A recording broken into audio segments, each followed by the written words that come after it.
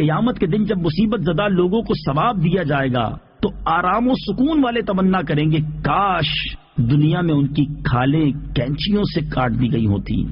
الذين إذا أصابتهم مصيبة قالوا إنا لله وإنا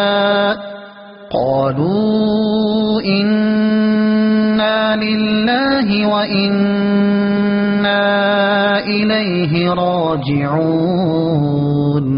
ترجمہ: وہ لوگ کہ جب ان پر کوئی مصیبت آتی ہے تو کہتے ہیں ہم اللہ ہی کے ہیں اور ہم اسی کی طرف لوٹنے والے ہیں. الذین اذا اصابتہم مصیبہ، وہ لوگ کہ جب ان پر کوئی مصیبت آتی ہے. تفسیر صراط الجنان میں ہے اس سے پہلی آیت میں مصیبتوں پر صبر کرنے والوں کو جنت کی بشارت دی گئی، اور اس آیت میں یہ بتایا گیا کہ صبر کرنے والے وہ لوگ ہیں کہ جب ان پر کوئی مصیبت آتی ہے تو کہتے ہیں ہم اللہ تعالیٰ ہی کے مملوک اور اسی کے بندے ہیں، وہ ہمارے ساتھ جو چاہے کرے اور آخرت میں ہمیں اسی کی طرف لوٹ کر جانا ہے. انا للہ و انا الیہ راجعون. پڑھنے کے فضائل.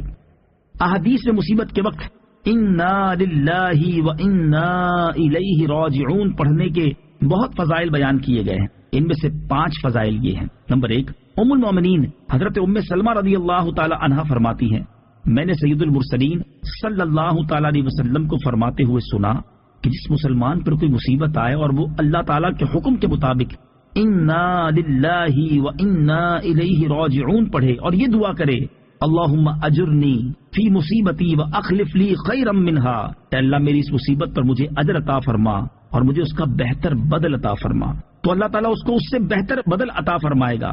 حضرت ام سلمہ فرماتی ہیں جب حضرت ابو سلمہ فوت ہو گئے تو میں نے سوچا کہ مسلمانوں میں حضرت ابو سلمہ سے بہتر کون ہوگا، وہ تو پہلے گھر والے ہیں جنہوں نے نبی پاک علیہ الصلوۃ والسلام کی طرف ہجرت کی.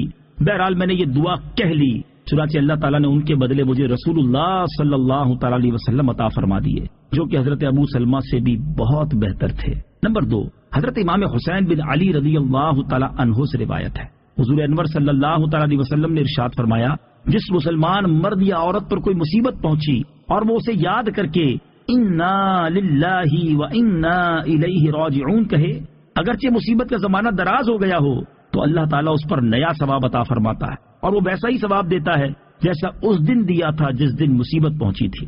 ایک مرتبہ نبی اکرم صلی اللہ تعالی علیہ وسلم کا چراغ بجھ گیا تو آپ نے انا للہ و انا الیہ راجعون پڑھا. عرض کی گئی کہ یہ بھی مصیبت ہے؟ ارشاد فرمایا جی ہاں، اور ہر وہ چیز جو مومن کو اذیت دے وہ اس کے لیے مصیبت ہے اور اس پر اجر ہے.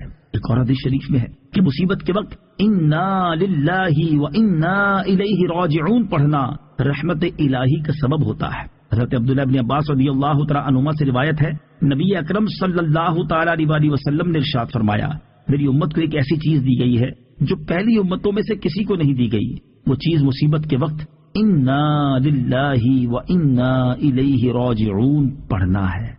اولئک علیہم صلوات من